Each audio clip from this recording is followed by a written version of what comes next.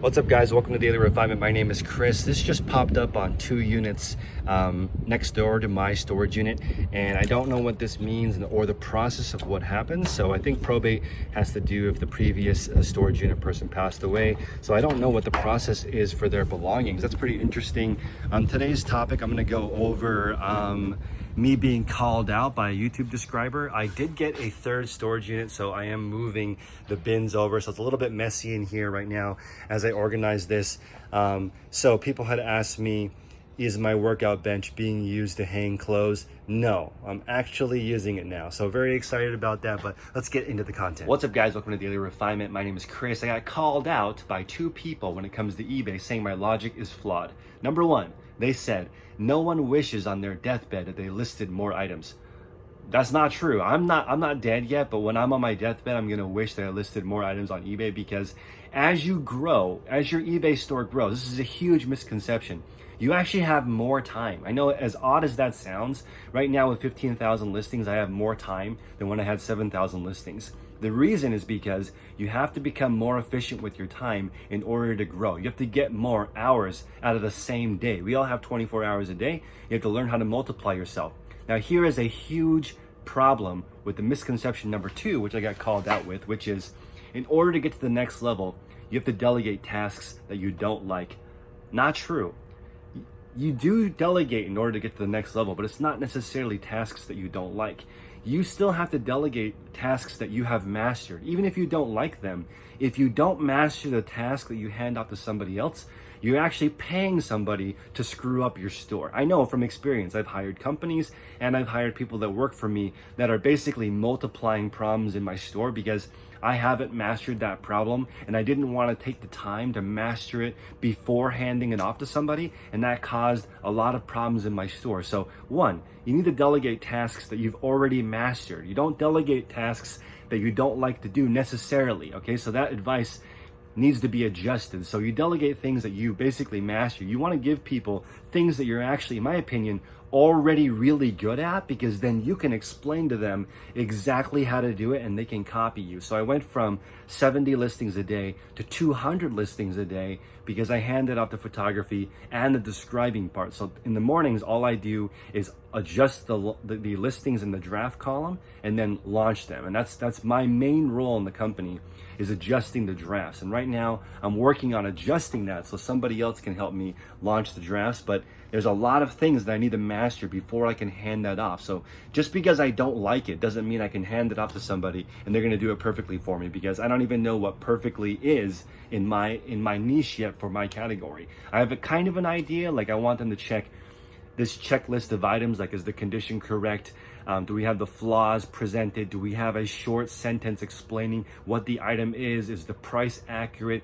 Is the best offer turned on? I personally do have best offer turned on. So all of these things are in the checklist of things I want to do before launching. I haven't mastered it yet. That's why I'm still doing it. So once I'm able to do that and my store grows to 25,000 listings, guess what? I actually have more time and I'm doing less in my store.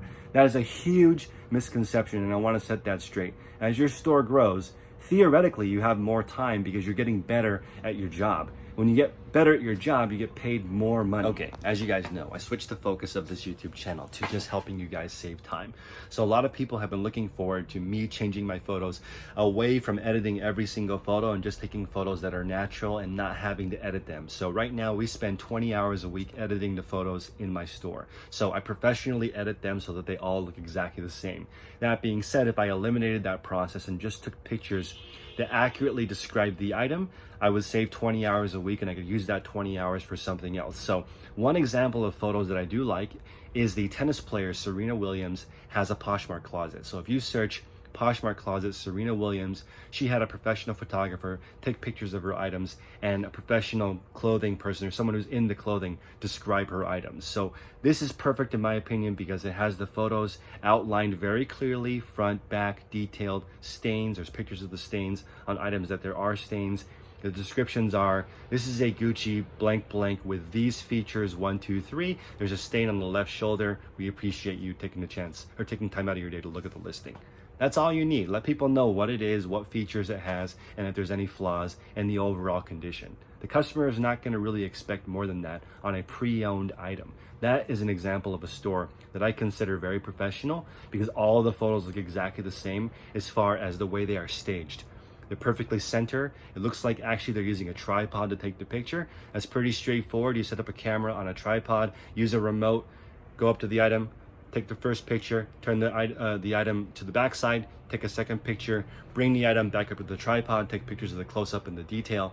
And the color should be accurate if you use a room full of light. So either you can achieve that with lighting kits or a mixture of lighting kits and just the daylight, or you could take pictures outside, right? Very straightforward way to produce that type of a store, very professional, and it would save me 20 hours a week. So consider each time you are doing something, if it saves you time, and if it does, add that into your process and then use that additional time on something that's higher value. One more idea, just a reminder, please smash the like button and consider subscribing. This is another tip that I have that should save you a bunch of time. So one of the problems with having an eBay store is items that don't sell. So what I recommend you do is for 30 days in a row, you go through your inventory system. So I have 1,000 boxes. I'm now moving to 100% boxes. The reason why I use boxes and not bins, because I used to use these bins, is because they're not tapered. So they go straight down. I can fit more items in them. They're a little bit longer and they do fit. It looks nicer on the shelf in my opinion. And if I decide to cut the top part of this off, I can actually just reach into the bin and pull out the item without pulling the box out. So I might eventually cut out the front of these boxes. So I have 1,000 bins. I recommend doing 1% of those every single day, going through them with the computer and making sure that the items are listed. There's not items in here that are not listed. Consider this an inventory check, 1% a day. If you do that over the course, if you just get into that habit, for me, it would be checking 10 boxes per day. If you have only 100 bins, it's only checking 1 bin per day. If you do that, you're gonna go through your inventory a couple of times a year, and you're not gonna have as many mistakes, and you're not gonna have items sitting in your inventory that are not even listed. Somebody in the Facebook group said that in every single bin that they had, there was at least one item that was not listed.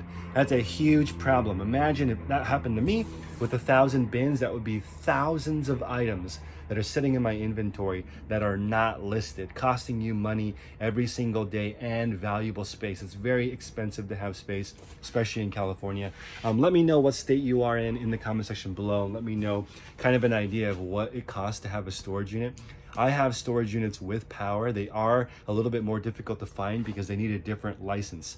In the storage unit that I am at right now, it's 100% businesses. There are no regular residential customers here because every single unit is a roll-up door and they're a little bit more expensive and they have electricity. So I actually feel like I'm not getting too much of a bad deal. It is a lot of stuff to do. So as you guys know, I'm juggling a newborn, so I'm trying not to work on my store more than 4 hours a day right now because I like to get back and hang out with my daughter. She's playing this new game which is called Sleep as Little as Possible. So she's winning right now, but I'll get back at her. So just doing what I can with 4 hours a day. And I'm one of those types of people who feels like, yes, I do a lot, but it can always be better. So I don't look at that as a negative point of view. It's just, when I meet people who are doing extraordinarily well, oftentimes they do fit it all in. So I'm always looking for that balance between fitting it all in and getting to that next level. So I appreciate you guys. Join the Facebook group that I have. If you need a little bit of mentorship, it's $34.99 a month. And if you don't make more money, I'll give you your money back. Take care.